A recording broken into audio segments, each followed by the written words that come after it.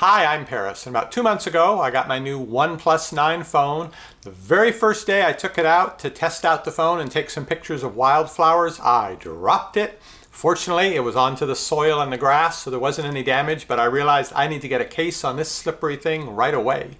Now my daughter, who has a pricey iPhone, told me I should use the case she always uses, the best case that there is for protecting your phone from drops. And in fact, I know because I've seen her drop her phone getting out of the car. She forgets it in the lap and it's from the height of a minivan seat and it falls, and it's always been okay. So I was convinced that was a really good case, but then I saw the price. The issue for me is I really like the colors on the back of my phone. This is a OnePlus 9. I don't remember if this is morning mist or winter mist, but it's sort of a amber that changes color along the length of it. So I didn't want to cover that up with a solid color or patterned case. I wanted a clear case, so that was going to limit my options.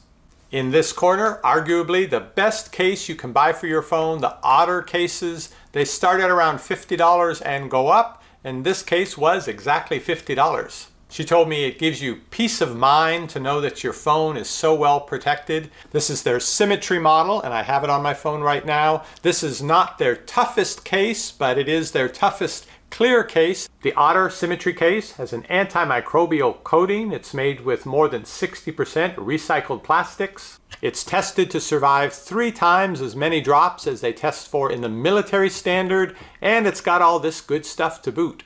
So what's the problem? Well, it's $50 for a case. My last OnePlus phone, they threw in a free case, and it was a clear plastic case along with it. It was a crummy case, but it was free. So it hurts to spend $50 on a phone case. Also, this phone I purchased by trading in my old phone, so I got it at half price, $360 for this. $50, a big chunk of that. And my daughter informed me this won't be the only case I'll be buying, because her experience with the Otter clear cases is that within about a year, especially the buttons, but some other parts along the edges where your hand normally grips it, will start to turn yellow. She said it's not something you can wash off. It's something to do with the oils and things from your skin in combination with the ultraviolet rays. In any case, the case will start to yellow, and if you're trying to have it look its best, you aren't going to want that. You're going to need another $50 case. So $100 in phone cases for my $350 phone? Yeah, I gotta look and see what else is available. So in this corner, we have the much more affordable Spigen Ultra Hybrid Clear Case. On their box, they don't make lots of big claims. It says, something you want, which seems kind of vague. And there's really not much here or here on the back. But that's okay because it costs just $15 and it has very good reviews. So I'm going to swap out my Otter Symmetry case for the Spigen case and see how they compare. First off, I'll tell you about the Otter case. It is thick. You can see how much plastic extends beyond the edges, which is what you want should you drop it and it lands that way. However, it does make it a little bit harder to slide in and out of my pocket. Also, the material, it's very grippy. Again, that's what you want so you don't drop your phone, but it does make it a little harder sliding it in and out of your pocket or in and out of a bag. Fortunately, it's fairly easy to put on and to pop off. Just get the corner and work on it. The other corner, here we go. Really, it's coming soon. It's just so sticky. Work your way down. Try not to call someone. And there we go. So, whoa, it's already slipping out of my hand. There's the phone. And here is the case. The buttons work well with the plastic cover over it.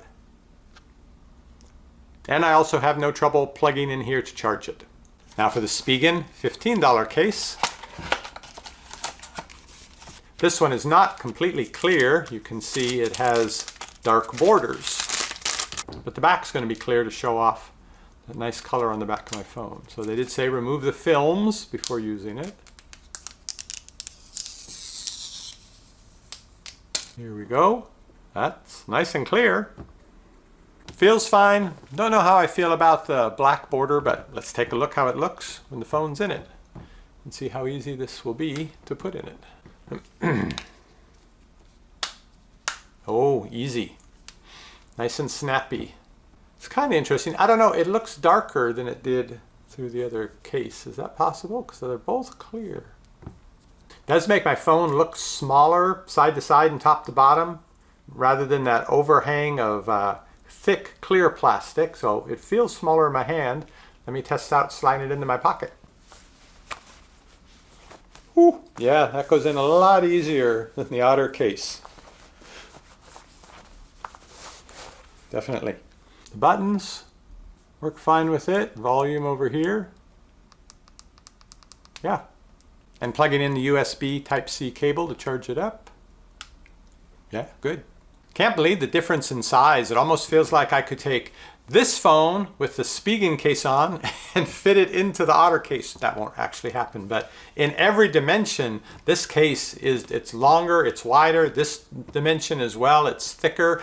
That's what you're paying for. The extra money is for the extra protection. And what you're not going to see in this video is me dropping my phone in each of these cases to compare how that goes. I can tell you though, I feel like this case, it feels like it would do enough. I'm not overly paranoid about the phone. As I mentioned, it's not especially expensive. So $15 for a case to protect my $350-ish investment, that seems reasonable. The $50 to protect it is a little more unreasonable. As for the black accents with the lavender, at first I was kind of, but no, I kind of like it now. I feel like it kind of shows it off a little better, having that contrast between the black and the lavender, as opposed to, in the future, between the yellow and the lavender. I think for inexpensive phones, a $15 Spigen case is adequate. If you are especially concerned about your phone because you're kind of clumsy and you drop them a lot, it might be worth spending the extra money for the Otter case. And of course, for a very expensive phone, like a $1,000 iPhone, it's worth the $50 investment then. Since I own both cases, what I'm going to do is I'm going to take this case back off the phone and put it back in the box so that when the yellowing begins on the Otter case, I'll then be able to take this case back out and pop it on. Just put the Otter case back on and man, it really is chunky. But I guess I'm sort of splitting the difference because I spent my $50 on this, and so I'll get my year's worth of use out of it. But then at that time, my phone won't be worth nearly as much. So at that point, I'll be transitioning it from this, I assume it actually will yellow, to this case, the $15 case, for the remainder of its life. Find out more about both these cases at the links down below this video. And if I've missed a case that you think is a really great one, please let me know about it, and I'll see you on the next review. There are so many choices and you don't want to stress. You want your health food at home, receiving only the best. That's what we're here for, we give honest reviews. parristx.